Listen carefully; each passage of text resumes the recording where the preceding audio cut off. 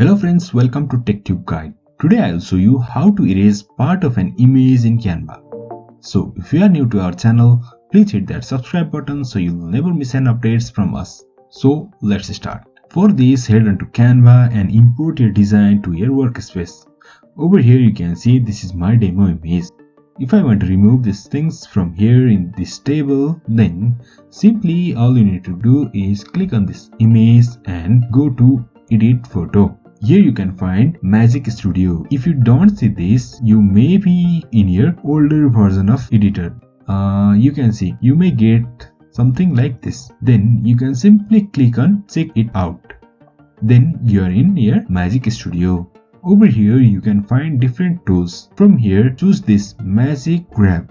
Then you can see our process is started, and within a second you can see things on table are selected, and we can simply drag them anywhere, or we can simply delete this item by simply clicking to. In this way we can remove part of image in Canva. If you find this helpful, please like, share and subscribe.